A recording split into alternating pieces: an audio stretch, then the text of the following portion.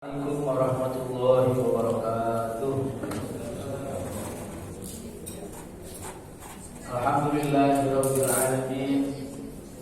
Wassalatu wassalamu ala sayyidina maulana Muhammadin wa ala alihi wa ashabihi wa man tabi'ahu bi ihsanin ila yaumiddin, amma ba'd.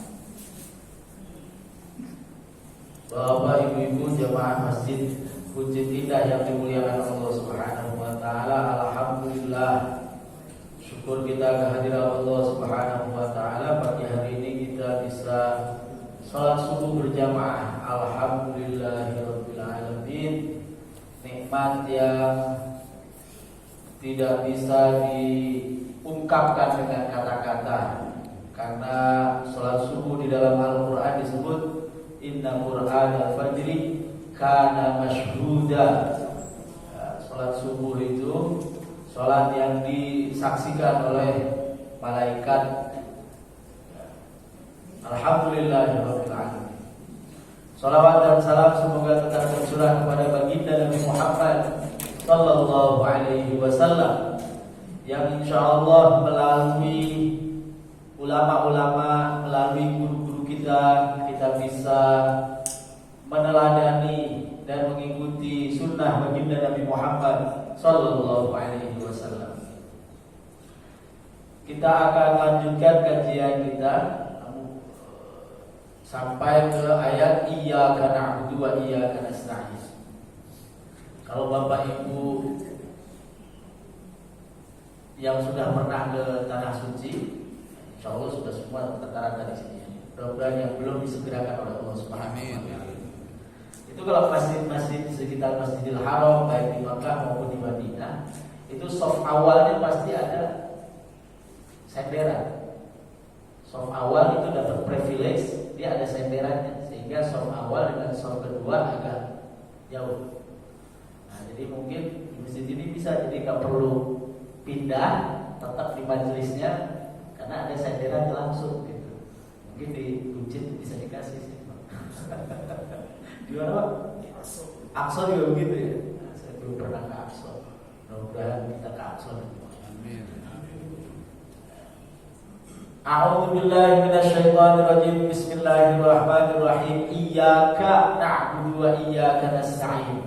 Jadi kalau ibu-ibu bapak perhatikan dari mulai bismillahirrahmanirrahim, alhamdulillahirabbil alamin, arrahmanirrahim, maliki yaumiddin, itu kita berbicara, kita melafatkan sesuatu yang Allah itu menjadi persona ketiga.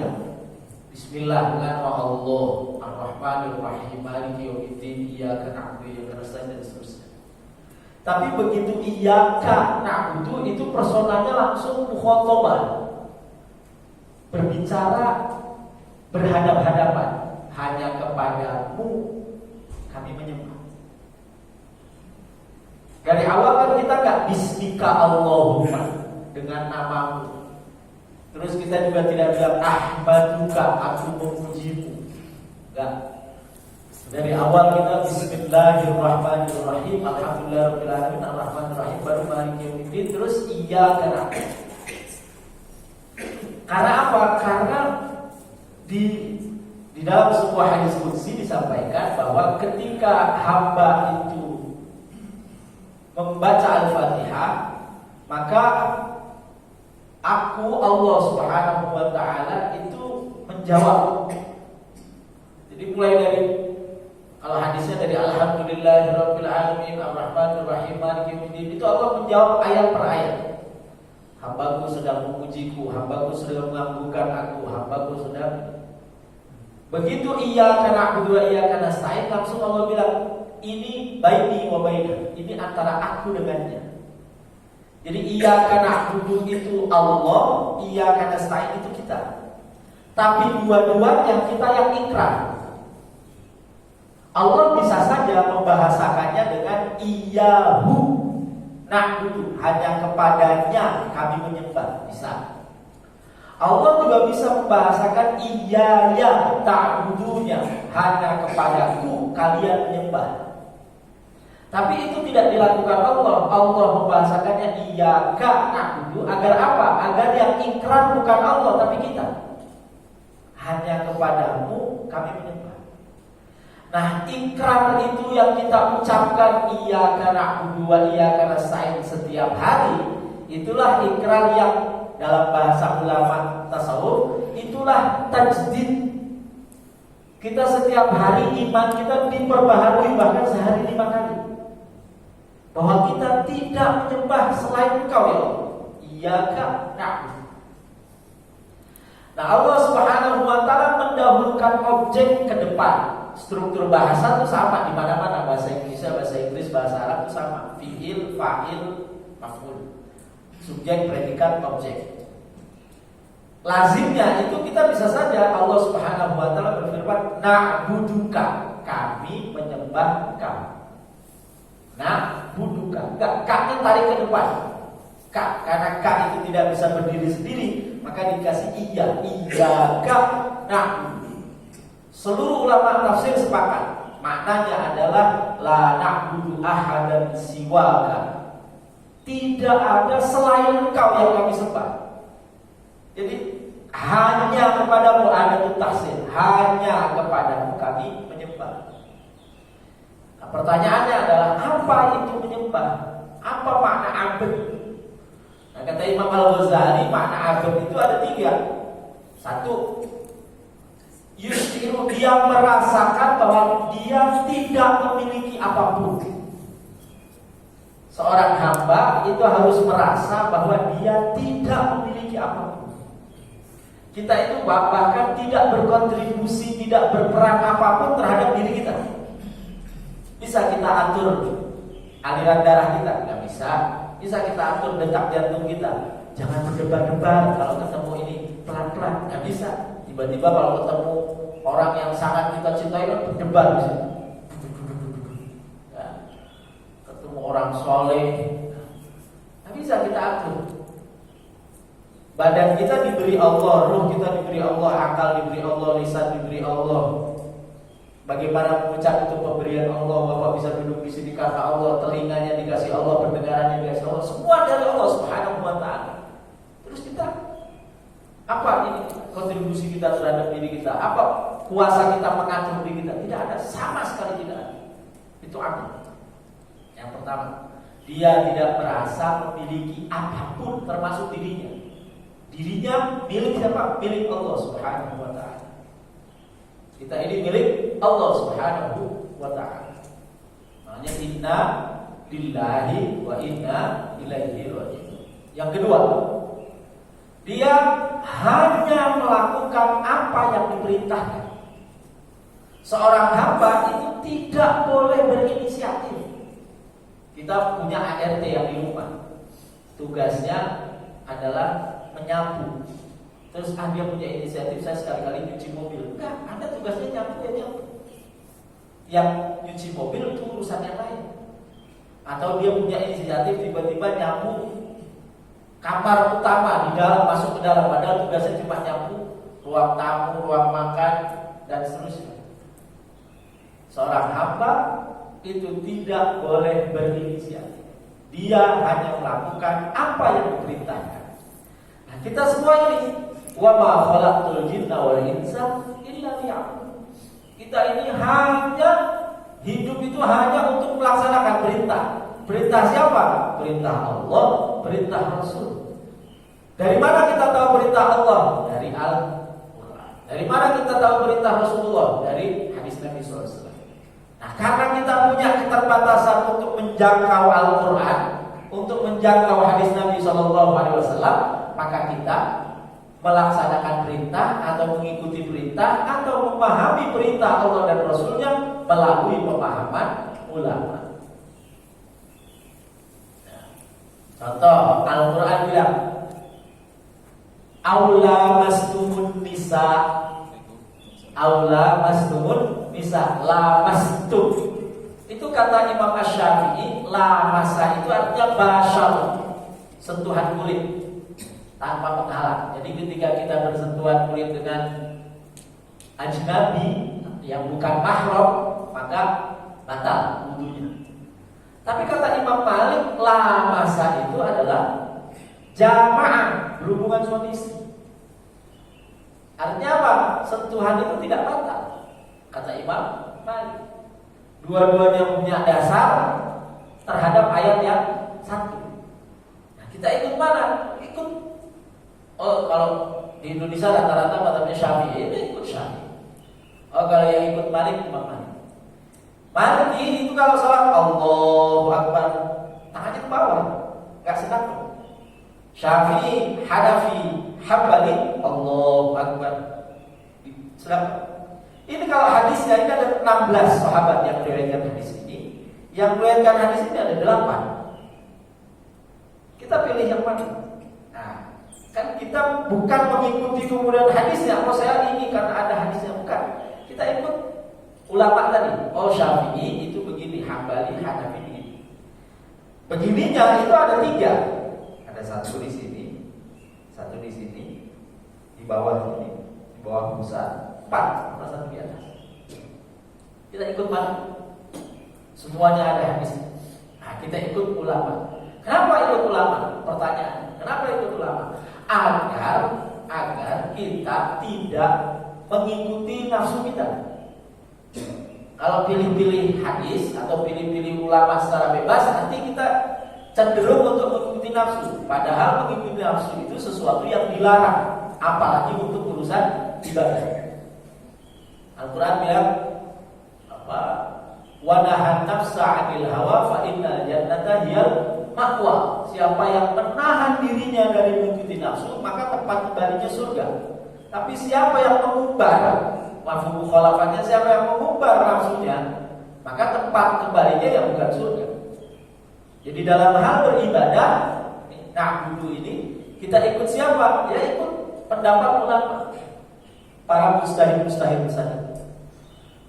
Bahkan kita ikut Allah dan Rasulnya. Iya, ulama-ulama itulah yang mensarikan, yang mengambil istinbat hukum dari Al-Quran dan hadis Nabi SAW. Oh, banyak sekali. Dan Nabi SAW itu misalnya begini. Bapak Ibu mungkin pernah dengar hadis, Sallu kama ra'aitumuni usolli. Salatlah kalian sebagaimana kalian melihat aku salat. Tahukah bapak-bapak ibu bahwa hadis itu diriwayatkan oleh satu orang sahabat namanya Malik ibn al-Huwairith. Malik ibn al-Huwairith itu bersama 20 orang teman-temannya dari Yaman, pondok pesantren ke Madinah. Ya, mereka pesantrennya Nabi di Madinah.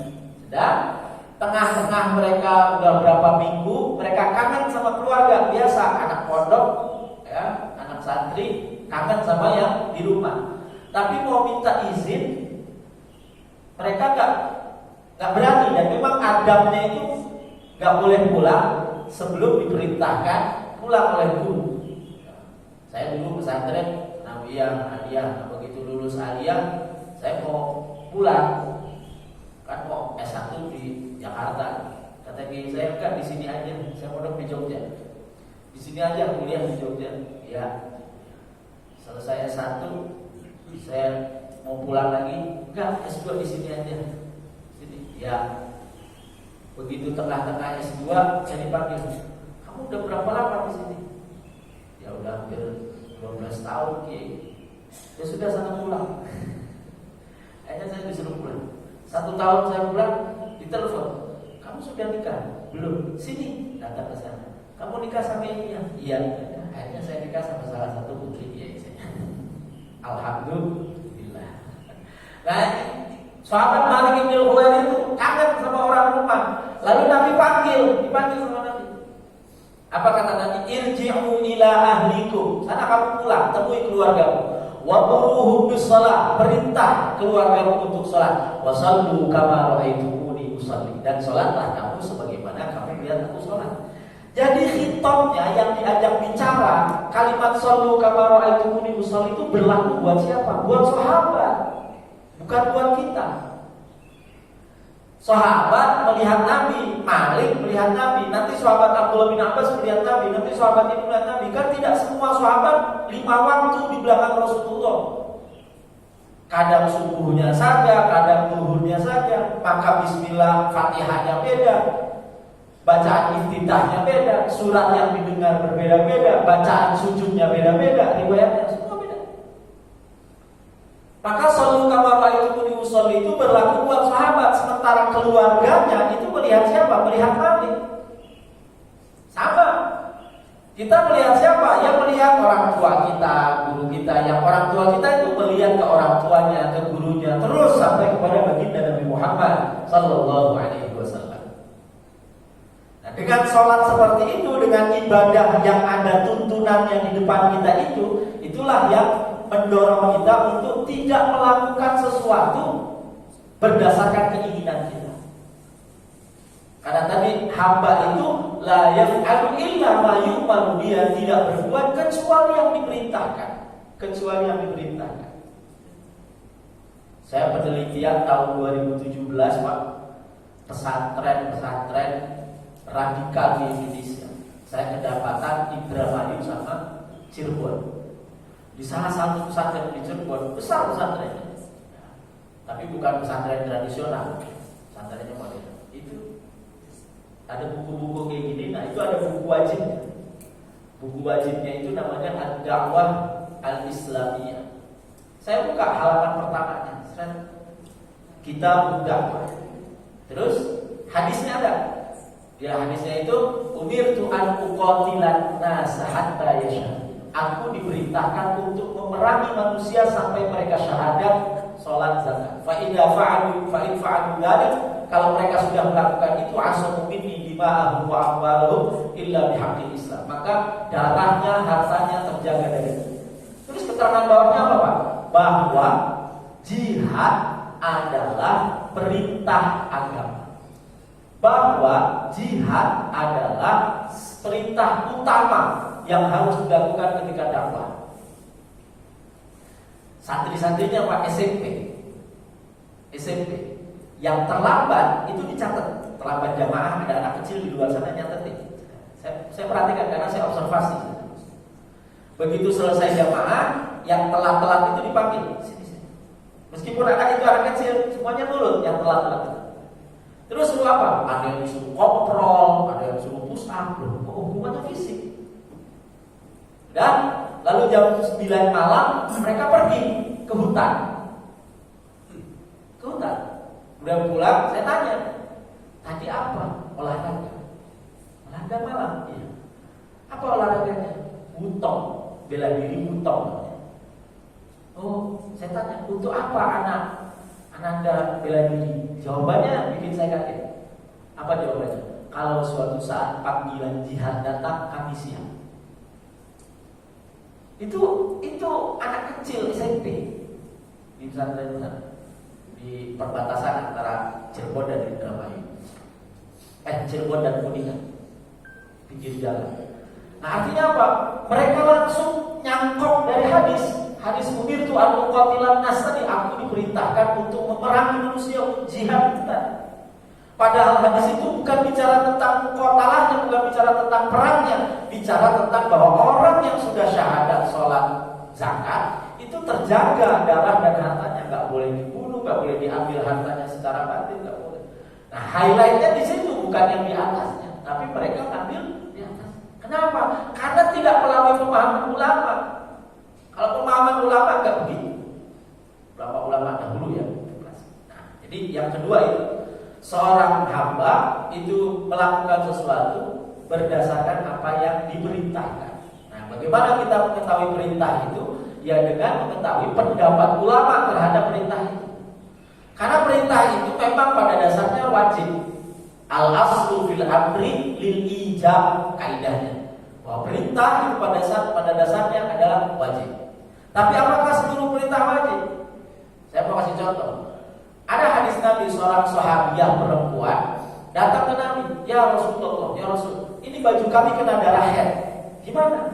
Kata Rasulullah, ighsili wadluki wadhuki wasallibi. Ada riwayat cuma 3. Ighsili wadluki wasallibi. Ini perintah semua nih. Cuci, kucap supaya darahnya, bekas darah hilang. Wasallibi, dan sholatlah pakai pakaian itu. Apakah 3-tiganya wajib? Kan perintah semua nih. Ternyata enggak, kata Imam Ibnu Hibban, yang pertama wajib, yang kedua sunnah, yang ketiga mubah. Jadi mencuci pakaian yang kena darah haid wajib, nguceknya sunnah, dikucek bagus, enggak dikucek enggak apa-apa. Pakai pakaian itu lagi mubah, boleh ganti, enggak usah pakai pakaian yang barusan dicuci. Nah itu kan tiga-tiganya perintah, tapi artinya yang satu wajib, yang satu sunnah, yang satu mubah. Jadi jangan kemudian kita bilang, oh itu kan perintah Rasul. Nanti dulu, lihat dulu itu perintahnya wajib, sunnah. Nah yang kita tahu kan jadi tiga tuh ternyata perintah ada tiga makna, ya kan? Wajib, sunnah, mubah. Imam Ibnu Hibban itu berhasil mengklasifikasi perintah itu menjadi 110 jenis perintah. 110. Imam Ibnu Hibban di dalam kitab hadisnya Sahih Ibnu Hibban. Nah jadi Bapak Ibu yang berkat Allah Subhanahu wa taala, kita itu beribadah berdasarkan perintah, tapi perintahnya itu berdasarkan pemahaman dan tuntunan dari ulama. Nah, silakan Bapak misalnya Allahu Akbar ke bawah, boleh. Tapi kalau Bapak nggak pernah melihat guru atau orang tua, nggak usah. Kecuali guru kita, orang tua kita yang kita jadikan sebagai tuntunan kita ibadah. Itu gak apa-apa. Oh itu ada hadisnya kok sampai ke Nabi. Tapi kalau kita milih sendiri, nanti milih yang ringan-ringan. Contoh, wudu. Wudu itu kan faghsilu wujuhakum wa aydiyakum ilal marafiqi wamsahu bi ru'usikum wa arjulakum. Kalau ada yang baca wa arjulikum. Nah, satu, faghsilu wujuhakum, basuh wajah. Terus wa aydiyakum ilal marafiqi, sampai basuh tangan sampai ke situ. Terus wamsahu bi ru'usikum, usaplah kepala. Kepala itu mana? Ya semua kan. Ini kepala. Tapi ini kepala bukan? Kepala bagian sini kepala. Maka ada ulama yang mengatakan seluruh kepala. Berarti ini seret.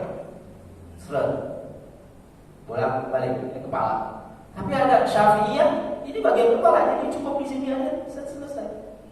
Adik-adik yang di sini udah pakai minyak rambut ya, kalau bikin acak-acakan kan wudunya, udah pakai ini, dan ambil yang ringan. Nah nanti batal wudunya pakai yang ringan lagi, batal wudunya pakai mandi, sentuhan nggak batal. Nanti sholatnya pakai Hanafi, ringan lagi, nggak usah baca Fatihah, faqra'u ma tayassara minal Qur'an. Allahu Akbar. Yang penting 3 ayat ini Pak. Inna a'tainakal kautsar fasholli li rabbika wanhar inna syani'aka huwal abtar. Nanti batal sholatnya pakai Hambali, di mana gerak berapapun asal tidak merusak gerakan sholat nggak apa-apa.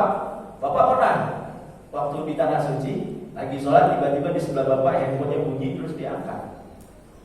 Dia jawab, benar. Kenapa? Karena ini nggak merusak gerakan sholat. Gerakan sholat kan berdiri, tiap. Ini gerakan sholat berdiri. Kalau lagi berdiri, ini ruku. Sementara gerakan ini kan bukan gerakan sholat, jadi nggak apa-apa dia begini-begini. Nah ada ulama yang membatasi maksimal 3 kali, maksimal segini. Jadi kita nggak boleh melompat gini. Nah ini udah batal sholatnya. Terus gimana? Ya pelan-pelan satu-satu. Kali ruku, lagi kali ruku. Karena itu sudah merusak. Kalau udah sampai menjangkau gini, lompat di sini, lompat di sana. Kata sebagian ulama gitu. Kalau kaki gatal, kaki kita gatal, mau kita garuk, gimana? Gini, oh batal sholatnya, karena merusak gerakan sholat. Gerakan sholatnya ini berdiri. Tapi kalau kita garuknya pas ruku, nah nggak apa-apa, karena ini nggak rusak gerakan sholat. Nah kayak gitu itu kan bagian dari penjelasan ayat, penjelasan hadis Nabi Shallallahu Alaihi Wasallam. Dan yang ketiga, seorang hamba itu melakukan sesuatu karena ingin mencapai, karena ingin mendapatkan ridho tuannya, karena ingin majikannya senang, bukan dirinya senang. Mungkin dirinya mah payah, ya kan? ART, karyawan kita pengen melakukan sesuatu supaya kita senang. Nah kita juga begitu, melakukan sesuatu yang Allah suka, mencari ridho Allah, bukan kita suka. Allah suka, syukur-syukur, kita suka, Allah suka. Tapi kalaupun kita nggak suka, Allah suka. Contoh puasa, kan nggak ada di antara kita yang dalam tanda petik suka puasa, nggak ada. Kita pengennya perutnya terisi, tenggorokannya basah, ya kan? Tapi kita lakukan itu karena Allah, ridho. Nah, iyyaka na'budu, hanya kepadamu kami menyembah, berarti hanya kepadamu ya Allah. Kita tuh berhadapan-hadapan dengan Allah. Jadi isyar, merasakan kehadiran Allah Subhanahu wa taala. Kalau saya misalkan bayangkan rumahnya Bu Ira, rumah ya yang saya bayangkan bangunannya. Tapi kalau saya bayangkan rumah Bapak namanya Pak Ito. Saya mau ke rumah Pak Ito. Itu yang terbayang bukan rumah Pak Ito-nya, tapi Pak Ito-nya. Nah, ketika kita iyyaka na'budu, itu yang di hadapan kita bukan siapa-siapa, ya Allah itu. Sama ketika kita ke Mekah, tanah suci, yang di depan kita itu ya kota Ka'bah itu, tapi yang di bayangan kita dan di hati kita Allah Subhanahu wa taala. Kalau kita ke Masjid Nabawi, itu ke Nabi Muhammad yang jadi fokus, bukan masjidnya, tapi Nabi Muhammadnya. Oh, kita sholat dekat Nabi, oh kita ziarah ke makam Nabi dan seterusnya. Nah, iyyaka na'budu itu K-nya itu menghadirkan itu bahwa kita berhadapan-hadapan dengan Allah. Maka konsep ihsan masuk di sini. Ihsan adalah anta'budallaha ka'annaka tarahu fa illam takun tarahu fa innahu yarah. Engkau menyembah Allah seakan-akan engkau melihat Allah, seakan-akan engkau melihat Allah. Itu penting. Perintah pertamanya itu. Jadi kita itu berusaha kuat seakan-akan melihat Allah. Tapi kalau nggak bisa juga, ya udah yakini Allah melihat. Fa illam takun tarahu fa innahu yarah. Seakan-akan diawasi oleh Allah. Nah, kita berada di posisi atau dalam kondisi sikap perasaan seakan-akan dilihat Allah itu kalau kita menghadirkan dalam tanda petik Allah, iyyaka na'budu. Maka ada dua konsep ibadah itu kata Imam Ghazali. Ada namanya ibadah, ada namanya ubudiyah. Ibadah itu kita melakukan sesuatu yang diridhoi Allah. Ubudiyah itu kita meridhoi apapun perbuatan Allah. Nah, ulangi. Seorang hamba itu harus melakukan apa yang diridhoi Allah, dan dia harus ridho apa yang dilakukan Allah terhadapnya. Jadi tidak ada seorang hamba keluar dari mulutnya terhadap apa yang terjadi pada dirinya selain alhamdulillah. Apapun yang terjadi, alhamdulillah. Kan tidak ada sesuatu pun di muka bumi ini yang terjadi kecuali atas izin, kehendak dan ketetapan Allah Subhanahu wa taala. Semuanya atas ketetapan Allah, tidak ada yang luput. Nah, maka kalimat yang kedua yang pertama alhamdulillah. Tapi jangan pula kita takziah kemudian kita bilang alhamdulillah. Ya, itu hanya kita gunakan untuk diri kita. Untuk diri kita. Jadi namanya hujjatun lana, bukan hujjatun alaina. Hujjah yang kita gunakan untuk diri kita. Yang ketiga, Imam Al-Ghazali itu membagi ahwal, kalau saya sebutnya ahwal ya, kondisi orang beribadah itu tiga. Ini populer. Satu, ada orang beribadah karena takut neraka, takut hidupnya susah, takut rezekinya seret. Pokoknya karena ketakutan dia ibadah. Kalau saya ibadah nanti saya masuk neraka. Kalau saya nggak sholat ini nanti rezeki saya seret. Karena ketakutan. Ada yang ibadah itu karena mengharap sesuatu. Nah, saya pengen ini, pengen itu, saya pengen masuk surga, maka saya begini, saya pengen ini. Dan yang ketiga, ada orang ibadah itu karena tidak takut apa-apa, tidak mengharap apa-apa, tapi karena memang dia merasa inilah kewajibannya. Seorang hamba yang menyembah Allah. Apakah 1, 2, 3 ini level? Mereka sebagian ulama mengatakan begitu. Imam Ar-Razi bilang yang paling rendah tadi itu yang ibadah karena takut itu paling rendah. Yang naik di atasnya ibadah karena mengharap sesuatu. Karena harapan itu harus lebih besar daripada ketakutan. Roja itu harus lebih besar daripada khauf. Harap cemas, harapan harus lebih besar daripada kecemasan kita. Kenapa? Karena untuk menunjukkan bahwa Allah Subhanahu wa taala itu rahmat, lebih besar rahmatnya daripada marahnya. Kan Allah bilang, "Wasi'at rahmati kulli syai'." Dan rahmatku meliputi segala sesuatu, rahmatku mengalahkan marahku. Boleh takut neraka? Boleh, tapi jangan banyak-banyak. Mengharap surganya yang besar. Boleh ambisi dosa, boleh, tapi jangan banyak-banyak. Mengharap ampunan dan rahmatnya yang besar. Saya seringkali cerita kalau ada orang istighfar nangisnya karena menyesali dosa-dosanya terus dari awal sampai akhir. Misalnya dia istighfar 100 kali, 100 kalinya itu menangisi dosa-dosanya terus. Itu menurut saya kurang tepat. Karena apa? Karena berarti dia lebih membesarkan dosanya ketimbang rahmat Allah. Karena rahmat Allah itu jauh lebih besar daripada dosa-dosa kita. Inna maghfirataka awsa'u min dzunubina. Maka kalau pun nangisnya nangis bahagia. Terima kasih Allah, saya dosanya segini, kau kasih rahmat yang besar. Ya, karena rahmat Allah lebih besar daripada dosa kita. Nah, ketika kita melakukan ibadah itu, kalau saya memahaminya atau guru saya memahaminya itu bukan level tapi kondisi. Ada kalanya kita ibadah karena takut, ada kalanya kita ibadah karena meminta berharap sesuatu, tapi harus ada kalanya kita gak karena ini gak karena itu. Nah, yang gak karena ini gak karena itunya kata Kiai Zainal Abidin Nawin itu sholat 5 waktu. Jadikan sholat 5 waktu kita itu gak karena surga, gak karena neraka, karena Allah, semata-mata karena Allah. Sholat duha boleh karena rezeki, sholat taubat karena menangisi dosa, ya. Tapi sholat 5 waktu udah karena Allah Subhanahu wa taala, gak karena yang lain. Misalnya guru saya ngasih bercanda aja, nanti jam 7 ada pengumuman di langit, mulai saat ini surga dan neraka saya tiadakan. Nah itu yang ibadah karena surga, ngapain ibadah? Udah gak ada surga. Yang ibadahnya takut neraka, ngapain ibadah? Nerakanya udah gak ada. Tapi yang ibadahnya bukan karena surga, bukan karena neraka, ya tetap gak ada urusan sama surga neraka. Saya ibadah karena Allah. Surga ada, neraka gak ada, surga gak ada, bukan urusan, gak ada urusan. Saya ibadah karena Allah.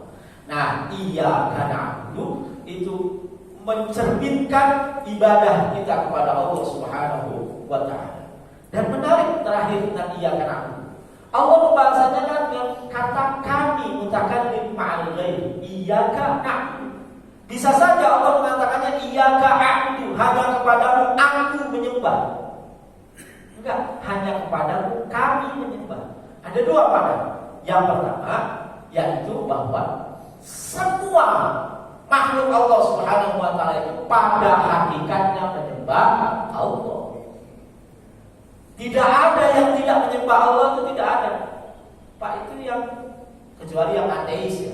Ateis itu kan tidak mengakui Tuhan. Tapi selama yang mengakui Tuhan itu pada hakikatnya dia menyembah Allah, cuma syariatnya yang keliru, yang tidak mengikuti syariat terakhir yaitu baginda Nabi Muhammad sallallahu alaihi wasallam.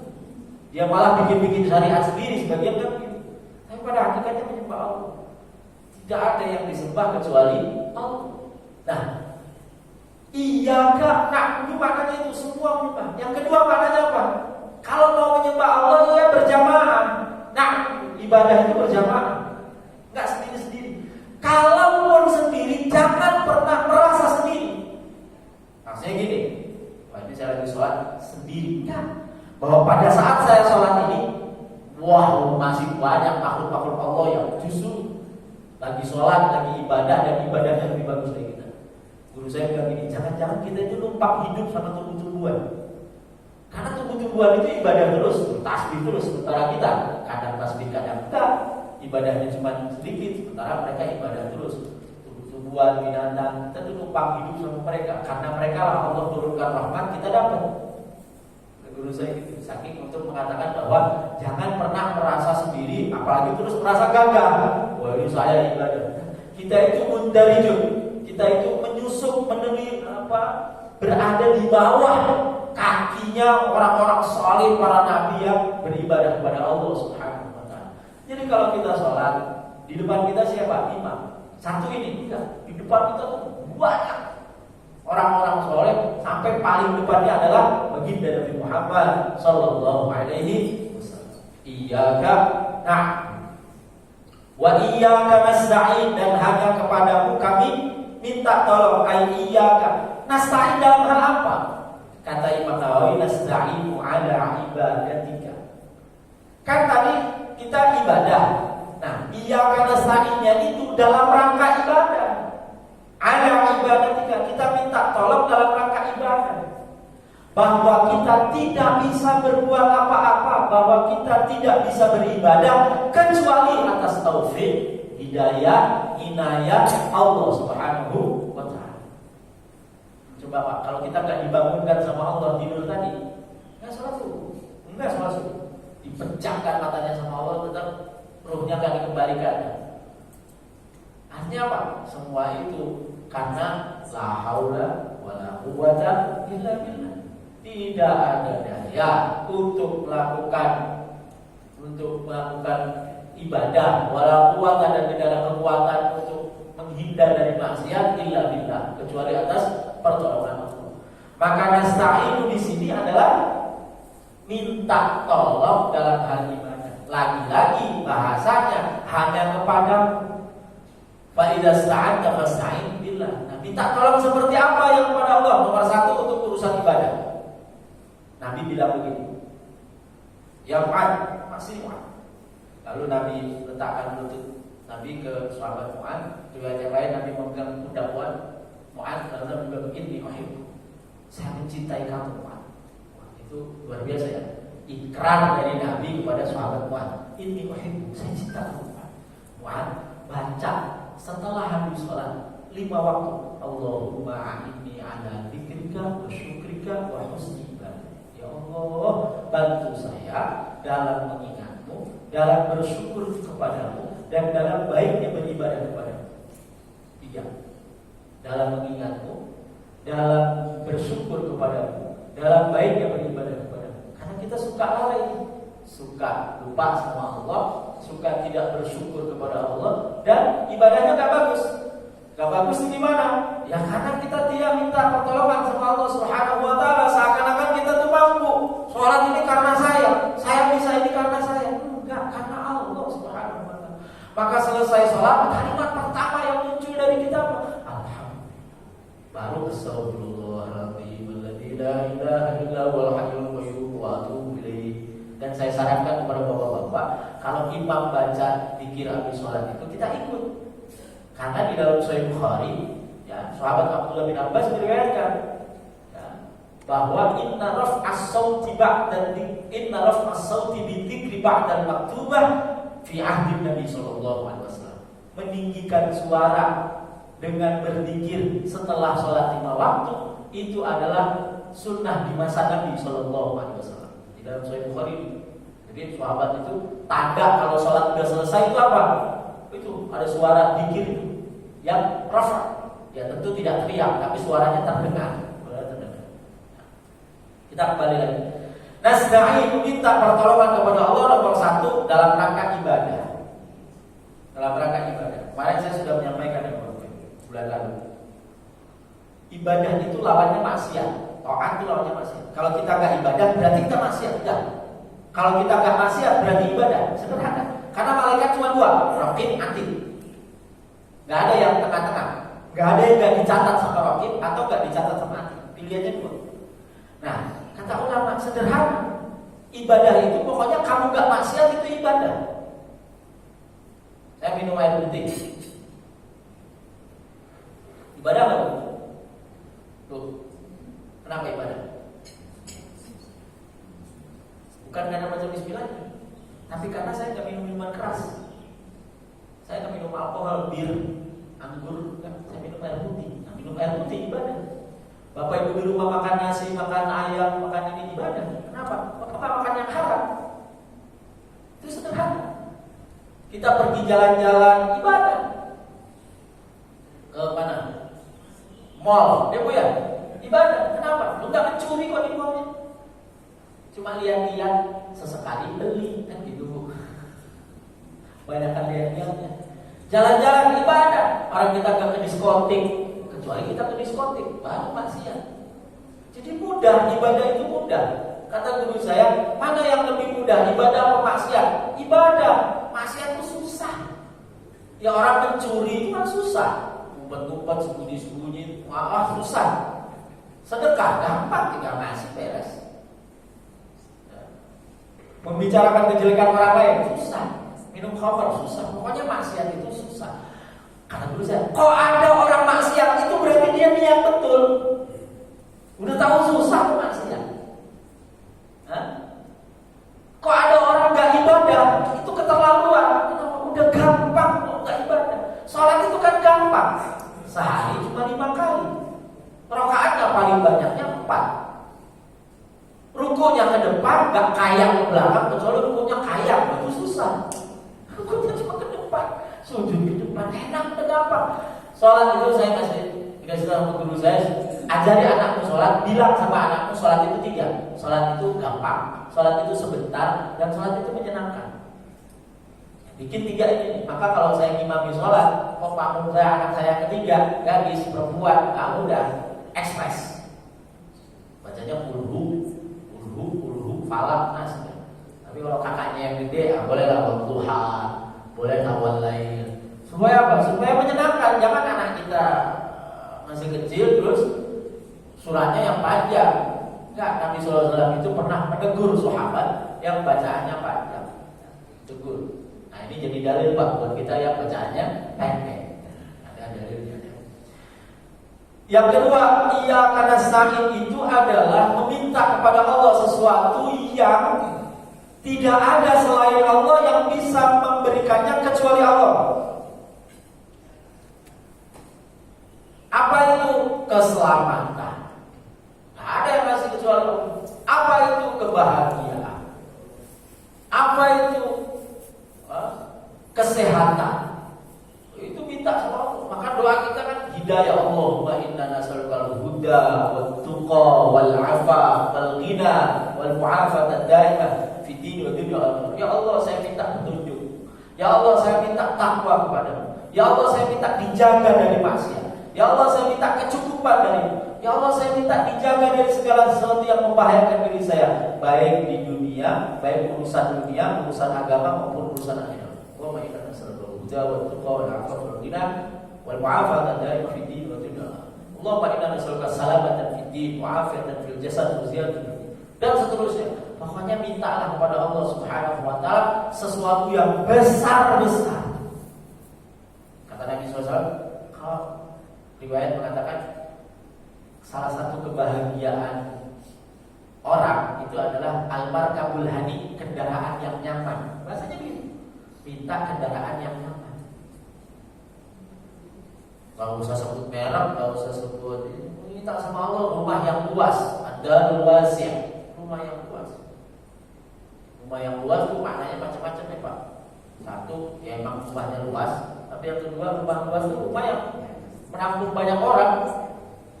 Gede tapi isinya 2, 4L. Lu lagi. Tempunya dia lagi. Itu namanya sempit. Mau menampung banyak orang tamu bertamu ke situ, ada ngadain acara segala macam. Mintalah yang besar. Maka guru saya Kiai Haidar Muhaimin itu minta itu 4 yang nggak boleh nggak kita minta, harus kita minta. 1, selamat dunia akhirat. Allah, saya minta selamat dunia akhirat buat anak saya, buat keluarga saya, dan buat keturunan saya sampai hari kiamat ya Allah. Mau gede lagi buat umat Nabi Muhammad SAW. Selamat dunia akhirat. Yang kedua, bahagia dunia akhirat.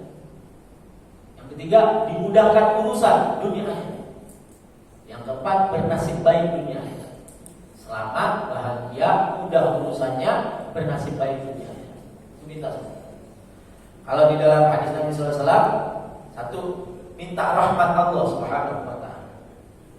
Karena Bapak Ibu, kita diberi oleh Allah Subhanahu wa taala atau pemberian Allah Subhanahu wa taala kepada kita itu berbasis pada rahmatnya. Bukan karena keinginan kita, Bukan karena kemauan kita, bukan karena permintaan kita, bukan. Jadi ketika kita berdoa terus dikabulkan oleh Allah Subhanahu wa taala, doa kita itu adalah melaksanakan perintah, sementara terkabulnya permohonan kita itu karena rahmat Allah. Jadi rahmat Allah tidak dibatasi oleh permintaan kita, enggak. Kalau kita minta dikasih, kalau kita enggak minta enggak dikasih. Enggak. Allah mau kasih aja. Tergantung rahmatnya. Allah enggak kasih karena keadilannya, karena kekuasaannya, karena qaharnya. Dia enggak bisa diintervensi oleh siapapun. Rahmat Allahumma arham ummat sayyidina Muhammad. Allahumma aslih. Ya Allah, perbaiki urusan dunia, urusan agama, urusan akhirat kita diperbaiki. Jangan jadi orang kaya. Jangan jadi apa, Bu? Orang kaya gini-gini aja, kayak gitu-gitu aja, gak berubah-ubah hidupnya, akidahnya gak nambah kuat, ibadahnya gak tambah bagus, muamalahnya gak tambah bagus, dan seterusnya. Muamalah apa? Asli. Allah marhamkan sayyidina Allah asli. Allah maghfir, ampuni ya Allah, minta ampun sama Allah Subhanahu wa taala. Allah majbur, Allah wastur, Allah mastur, tutupi aib kita. Kita ditutupi sama Allah Subhanahu wa taala, dan Allah mafarrij anhum wa sayyidina Muhammad. Ya Allah, beri jalan keluar dari segala kesulitan kita. Iyyaka na'budu wa iyyaka nasta'in. Yang terakhir, yang ketiga, kita minta tolong sama Allah Subhanahu wa taala itu berjamaah, kolektif. Bapak Ibu kalau punya hajat, ngomong sama keluarga. Bapak punya ini, yuk doain. Minta doa. Salah satu sunnah Nabi Muhammad SAW yang kalau bahasa dulu saya ngajarin kita untuk gak kepedean kalau doa. Gak kepedean itu gimana? Doa sendiri terus. Sahabat Abu Bakar, sahabat Umar, sahabat Ali bin Abi Thalib itu diperintahkan oleh Rasulullah SAW untuk menemui namanya Uwais Al-Qarani. Pernah dengar nama Uwais Al-Qarani? Orang yang berbakti sama ibunya sehingga dia tidak bisa bertemu Rasulullah padahal hidup di zaman Rasulullah. Makanya disebut bukan sahabat tapi mukhadram. Dia hidup di zaman Rasulullah tapi gak bisa ketemu sama Rasulullah. Apa kata Nabi? Abu Bakar, Umar, Ali sana temui Uwais, minta Uwais memintakan ampun kepada Allah untuk kalian bertiga. Siapa sahabat Abu Bakar? Siapa sahabat Umar? Siapa sahabat Ali? Ini sahabat-sahabat yang dijamin masuk surga, dekat dengan Rasulullah, sahabat utama. Tapi diperintahkan oleh Nabi itu. Sahabat Abu Bakar sampai wafat gak ketemu. Begitu sahabat Umar jadi khalifah, cari bertahun-tahun siapa yang datang. Aminkum min Yaman, ada yang dari Yaman, ada. Aminkum min Qaran, ada yang dari suku Qaran, ada. Aminkum Uwais, ada enggak Uwais? Uwais ada di sana, lagi jagain otak-otak kita. Ayo Ali, ini saatnya kita menjalankan perintah Rasulullah SAW. Minta doa sama Uwais. Uwais, kami diperintahkan oleh Nabi, kamu doakan kita berdua. Padahal levelnya satu sahabat, satu bukan sahabat. Tapi yang sahabat ini diperintahkan oleh Rasulullah untuk minta doa Uwais. Kenapa? Karena kita butuh doa orang lain. Maka dulu Pak, zaman saya kecil, Lebaran itu hari pertama buat tetangga. Hari kedua itu langsung saya pergi ajak sholat ke rumah kiai-kiai di Jakarta ini keliling. Pasti kepala saya disodorin sama bapak saya, tangan kiai saya langsung ditaruh di kepalanya. Anaknya 6 ya, 6 ya begitu. Kita doa ke kiai-kiainya, doa sampai pegang kepala. Hari ini orang kalau lebaran sholatnya ke kebun binatang, minta doanya sama kucing. Jadi iya karena dua iya karena saya hanya kepada Allah kami menyembah, kita menyembah, ibadahnya itu sesuai dengan tuntunan, kita merasa menghadirkan Allah Subhanahu wa taala, lalu nasta'in, kita minta tolong hanya kepada Allah, kita minta tolong secara berjamaah, kita minta tolong yang besar-besar kepada Allah Subhanahu wa taala dan pasti dikabulkan, dan kita minta sama Allah juga memintakan orang lain untuk meminta ampun, meminta kepada Allah Subhanahu wa taala. Doa orang lain itu juga kita butuhkan. Wallahu a'lam bishawab. Alhamdulillahirabbil alamin. Silakan Bapak Ibu kalau ada yang mau disampaikan atau ditanyakan sebelum kita tutup dengan doa. Ada Bapak? Enggak ada? Ibu ada? Ada ya? Bismillahirrahmanirrahim. Alhamdulillahirabbil alamin. Allahumma shalli ala sayyidina Muhammad wa ala alihi wa sahbihi ajma'in.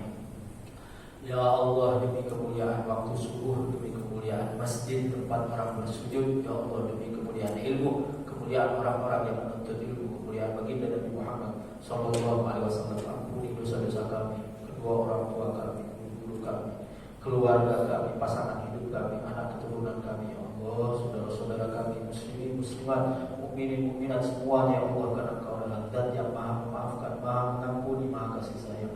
Ya Allah, mudahkan urusan kami dan keluarga kami, ya Allah.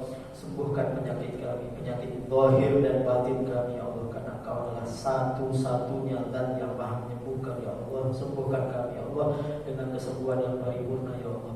Ya Allah, kabulkan hajat kami, ya Allah. Penuhi kebutuhan kami, ya Allah. Sampaikan kami pada cita-cita kami, sampaikan anak-anak kami pada cita-cita mereka, ya Allah. Cita-cita dunia dan akhiratnya, ya Allah. Dan Engkau ridho atas itu semua, ya Allah. Rabbana taqabbal minna innaka antas samiul alim wa tub 'alaina innaka antat tawwabur rahim. Rabbana hab lana min azwajina wa dhurriyyatina qurrata a'yun waj'alna lil muttaqina imama. Rabbana atina min ladunka rahmatan wa hayyi lana min amrina rasyada. Rabbana atina fid dunya hasanah wa fil akhirati hasanah wa qina adzabannar. Wa sallallahu ala sayyidina Muhammad walhamdulillahirabbil alamin. Terima kasih Bapak Ibu, maaf atas segala kekurangan dan khilafan. Wallahu yuwaffiquna ila ma yuhibbu wa yardah. Wassalamu